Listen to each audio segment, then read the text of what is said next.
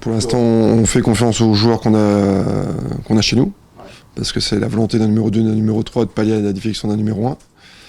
Et puis après, effectivement, si Alex venait à se blesser, ou on envisagerait le fait de recruter quelqu'un, mais pour l'instant, aucune raison de s'inquiéter. Parce que, voilà, confiance dans les gardiens qui sont chez nous, tout simplement. Parce que je peux prendre un numéro 4, un numéro 5, puis après aussi, l'éternel problème, c'est ok, on prend un gardien, mais qui en ce moment? C'est-à-dire que tu prends un gardien qui fait quoi aujourd'hui? Qui ne joue pas? Qui serait performant quand? Et s'il ne joue pas aujourd'hui, c'est qu'il y a une raison aussi. Donc autant se fier au niveau des gardiens qu'on a sous la main. Alex Runarsson est un international islandais, je vous le rappelle.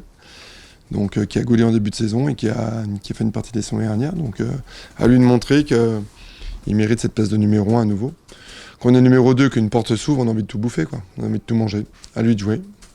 La priorité reste de gagner des matchs, quel qu'il soit, encore une fois. Je pense que ce serait un mauvais calcul de se dire on fait l'impasse sur ce match-là. Et, enfin voilà, en mettant des joueurs qui n'ont pas cohabité ces derniers temps. Donc l'idée, c'est de trouver ce mix entre des joueurs qui soient opérationnels, enfin pas trop entamés physiquement, et des joueurs qui ont aussi cohabité ces derniers temps. Donc voilà, l'exercice qui m'est proposé, c'est de trouver ce juste amalgame entre des joueurs qui ont créé des connexions ces derniers temps et faire souffler éventuellement ou faire respirer un petit peu ceux qui ont enchaîné aussi.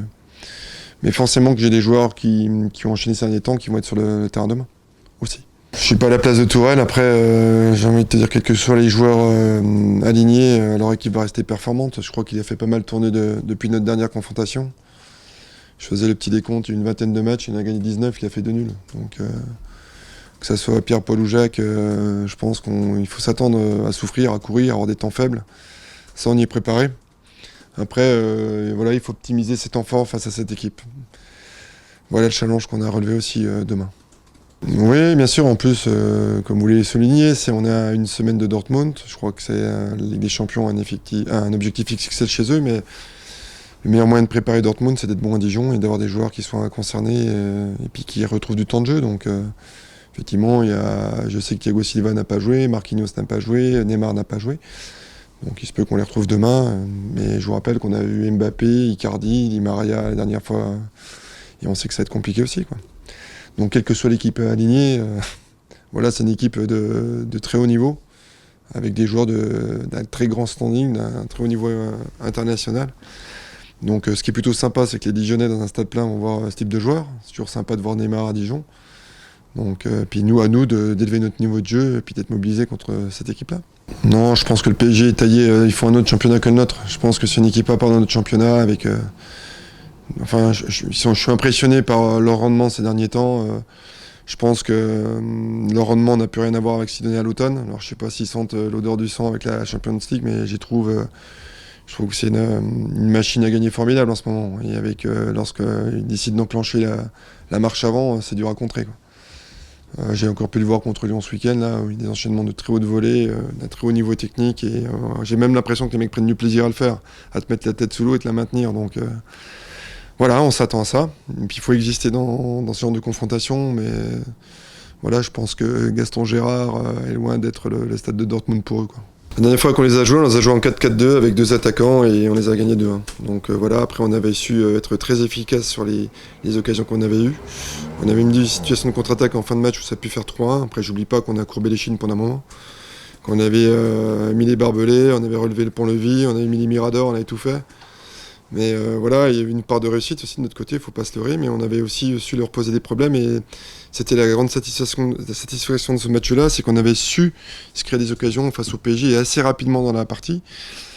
Et je pense que voilà, si on veut passer, parce que c'est un match coup près la Coupe de France, il n'y a qu'un vainqueur. Enfin voilà, on ne distribue pas les points à la fin du match. Et puis donc l'idée, ça sera effectivement de leur poser des problèmes avec mon potentiel offensif aussi. On joue une qualification en demi-finale de Coupe de France.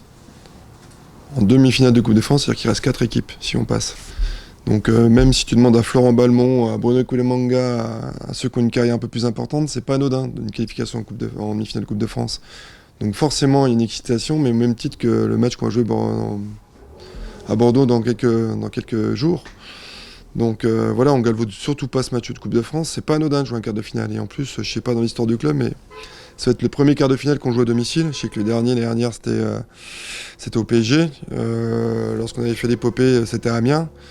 Donc je crois que, je sais pas s'il n'y en a pas un.